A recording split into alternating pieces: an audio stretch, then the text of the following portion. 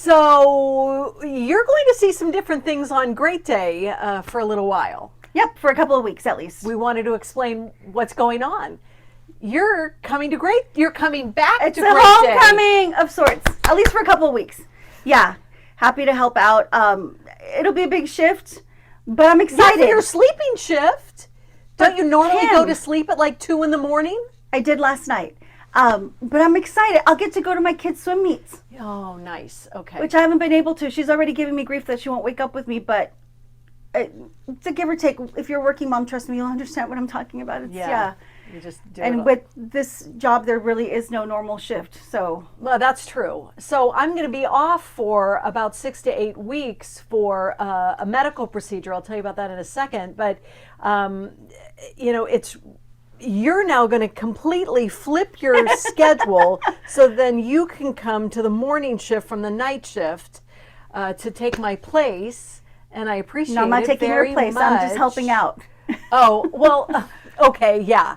But I appreciate it. No, I'm happy to do it. I mean, again, there's a lot of stuff happening and people go on vacations and it's summertime. And I don't know if it's like this in other industries, but I mean, you've got people who have days off here and there that you don't want to disrupt the flow. And so it was one of those things where the opportunity popped up and it was like, okay, do you think you want to help out? Yeah, why not? It's fun. It's 5 hours, but it's fun. Right. Well, at least you're familiar with the schedule. And it's changed a lot, though, in terms of the way the format is, but I think I'll be okay. Yeah. I hope I'll be okay, and I hope the viewers will be kind. Yeah, and that's the other thing. I just want people to understand that, nobody is replacing somebody else. There's nothing negative or anything going on here. Liz is the ultimate team player here in doing this. So no, you want to help out. If you can. Well, the reason why this is all happening and the reason why it's for so long, it's not just like a normal vacation or whatever. 6 weeks, right? 6 to 8 weeks. I just got the pre-op from the doctor who now said 8 weeks. So I don't know. I'm getting a hysterectomy at 59 and a half. I'm getting everything taken out. And on one hand, I feel like a biology experiment where I'm really interested to, understand all of that. What functions what, right. What's going to happen without that. Yeah, and I don't need it anymore. I'm not planning on having more children, You don't want to be like Janet Jackson having a kid in her 50s? No, I don't need that. Heck, I'm going to be 60 in November. No, I don't need a... How? How? But I've had a lot of pain and problems, and we've tried all these different things, and nothing really worked. And so when I went in and saw my doctor, and she said, all right, well, we know what the next step is. And I said, oh, okay, what is it? I'm thinking, what medicine are you going to try now? What right. And therapy? She said hysterectomy, and I just, what? I mean, it was loud. And I was just like, I don't know. Well, no, I think it's big. First the shock sets in. Yeah. And then I think, I will say this, I think that as journalists, I think that switch flips where you start asking questions and you want to know the why and the how and the what's next. Yeah. Regardless of what it is that we encounter in life, it's inevitable that we wind up in that situation of the why, how, what's next, and you want to know as much and be as informed as much, just the way that we try to present stuff to our viewers. Exactly. Yes. And so I've just been getting all of this information but that was the thing too, is that we kept checking off all of all right, this doesn't work, try this. This doesn't work, try this. Just everything. And we were at the end of that checklist. There was nothing else to try. So it'll be laparoscopic, so there are going to be 4 incisions and then just healing, So I'm going to take the time to do that, to heal. So how does that work in terms of the after? Does that mean you have to go on certain vitamins and certain not or replacement therapy or hormonal something? replacement? So I haven't been on hormones at all for any of this time. I also didn't think I was in menopause either, because I was still having my period up until December. Oh. Turns out maybe it wasn't my period. What is it? Maybe 6 months. Was. It's a couple when you haven't gotten it for. When you haven't gotten your period for an entire year, you are in menopause. but perimenopause leading up to that can start, for some women as early as their 20s, normally probably late 30s, 40s. I wasn't noticing anything like that. The doctors never said anything. I was just in la la la and still having my period, blah, blah, blah. And then, but all of these problems. So after everything's taken out that isn't really working anyway, will I go on hormones to try to have estrogen? I don't know. I do have hot flashes. There are probably times viewers are like, I thought she had a blazer on just a minute ago, and I am on the set taking my blazer off because it's like, woo, it's hot, and then I'll put it back on, and so things like that, and like really hardcore at night.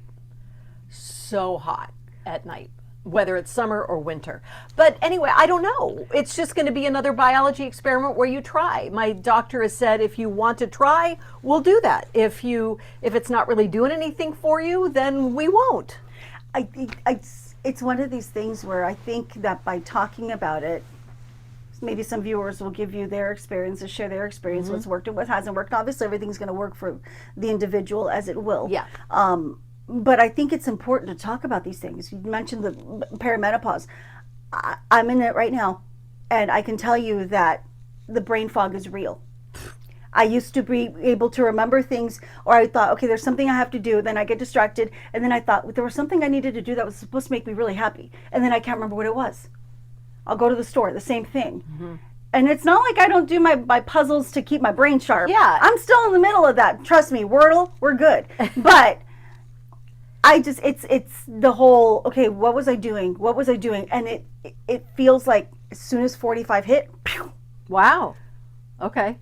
And that's the thing, is that there is this huge list of the things that are pretty common, but while you may have brain fog, someone else may have who knows what. Irregular periods are another thing, or very strong cramps are another thing.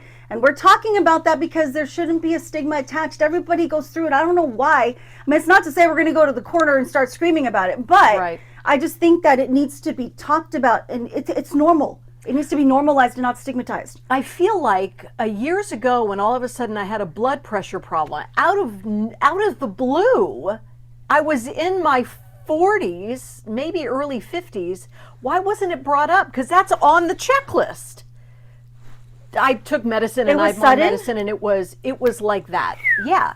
And I'm on medicine now, and everything's great. No problem. Don't even have any after effects. But as I look at this list now, it's like, well, that's pretty common. There's an influencer, former journalist that I follow, from Miami, Tamsin Fidel. Yeah. Who's out of New York. Oh, New York. She's a former news anchor in New York, and she's been one to really shout it from the mountaintops on social media, and she's been fantastic about this. But she points out the things to look out for. She's literally written the book on this. It's an ebook that she gives out to people. Just say, hey, because it's not talked about enough. Yeah.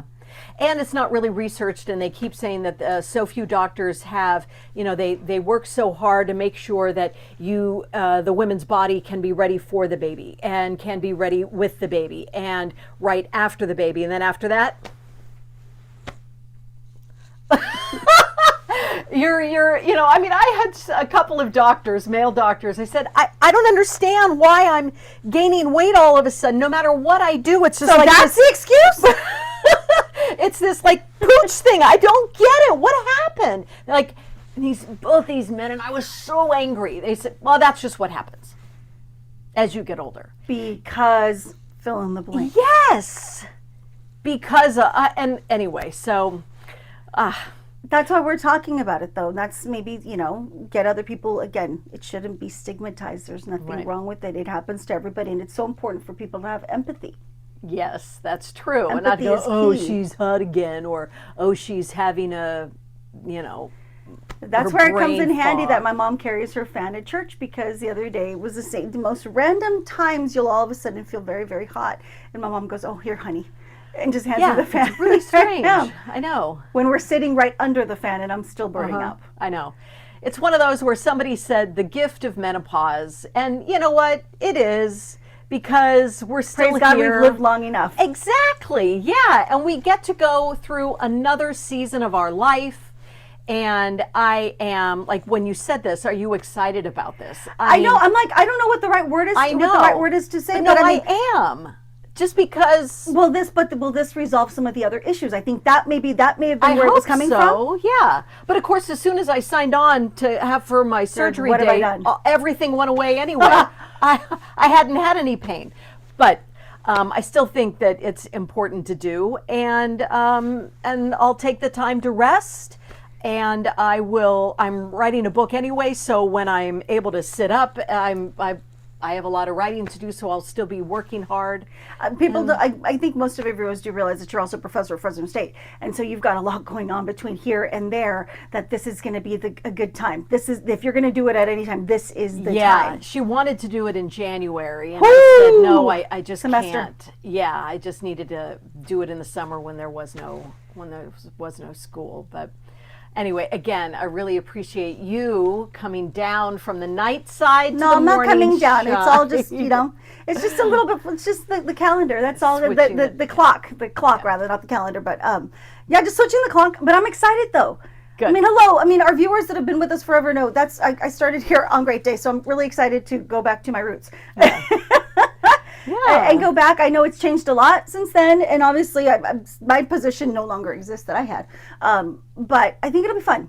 It'll be fun. There's a whole group of very young and excited producers that work on the show, and I'm excited to work with them. Yeah. I'm excited to work with our reporters as well, and I don't know. We'll see what happens in terms of whether I still have to turn stories from the 10. It may happen. We'll see. I don't put it past our bosses. I don't either. but I'm excited. I'm excited, and more importantly, it gives you the opportunity to just, I need to rest. Rest and be. Yes. Rest and heal.